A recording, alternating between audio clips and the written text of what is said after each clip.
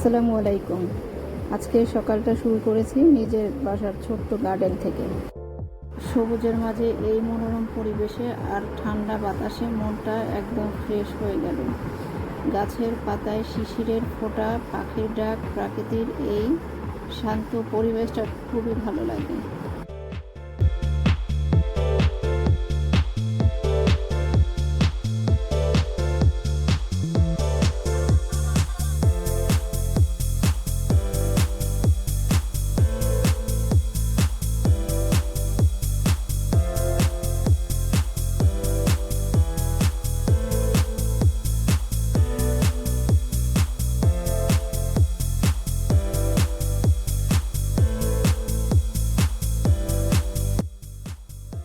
তারপর সকালের নাস্তা, আজকে নাস্তা ঘরে বানাইনি, আজকে বাইরে থেকে নাস্তা কিনে এনেছি। কারণ আজকে ঘরে অনেক কাজ, এত কাজের মাঝে আজকে নাস্তা বানানো সম্ভব না, ওই জন্য বাইরে থেকে নাস্তা কিনে এনেছি। তো এদের নাস্তা খেতে দিয়ে দিলাম সকালবেলা। সকাল কেটে দুপুর এসে গেল, এখন শুরু করব দুপুরে রান্না বান্না।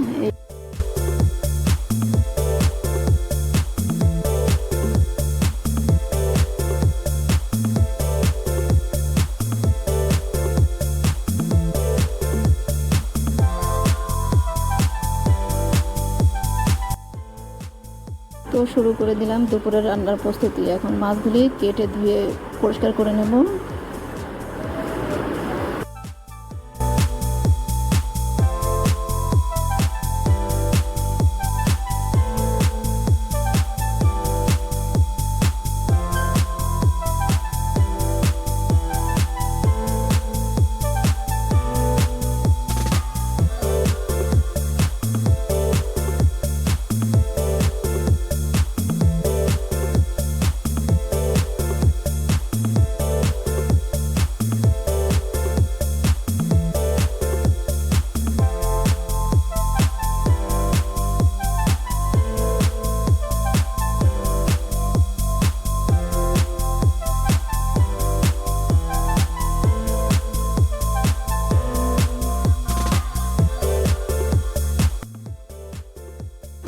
আমার মাছ কাটা ধোয়া শেষ, এইবারে তরকারি কাটাকাটি করব।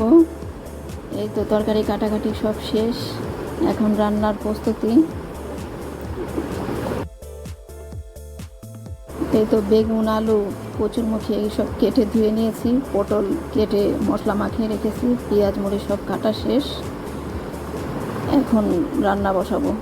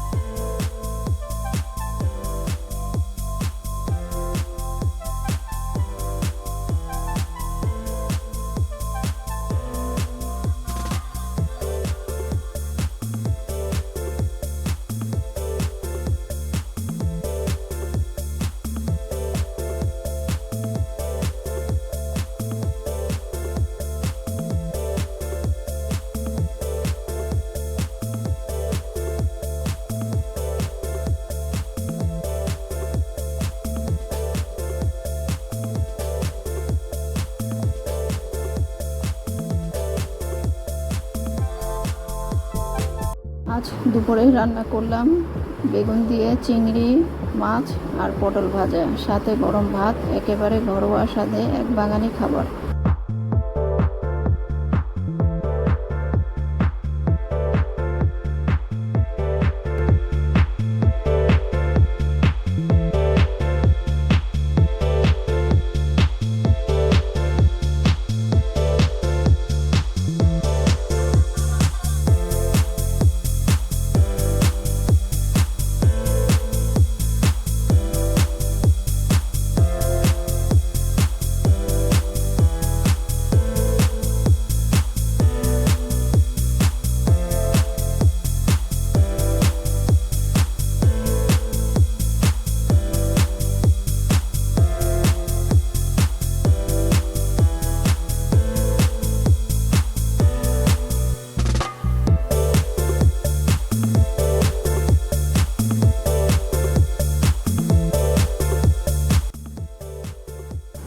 বিকেলে একটু ব্যস্ততা শুরু হলো কোরবানির ঈদের প্রস্তুতি নিয়ে।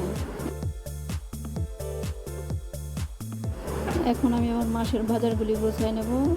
আটা, ডাল, লবণ টবণ এইসব হাবি যাবে সব যার যার জায়গায় সব ঢালবো, ঢেলে সব গোছায় রাখি। ঈদের সময় এইসব গোছানো অনেক ঝামেলার কাজ, এই জন্য এখনই এইসব গোছায় টুছায় রেখে দেবো।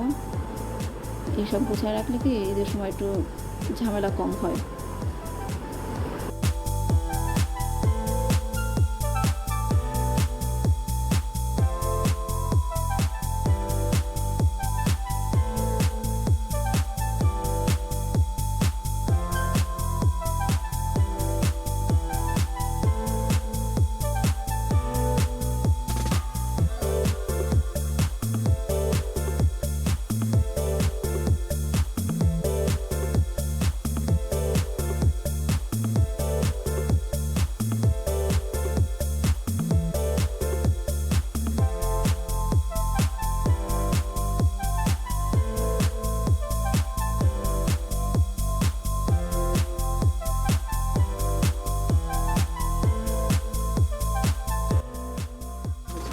তো যা যা দরকার সব গুছিয়ে নিছি।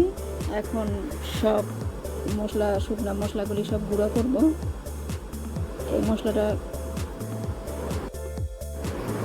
এই তো সব মশলা, জায়ফল, জয়ত্রী, দারচিনি, তেজপাতা, বড় এলাচ, সবুজ এলাচ,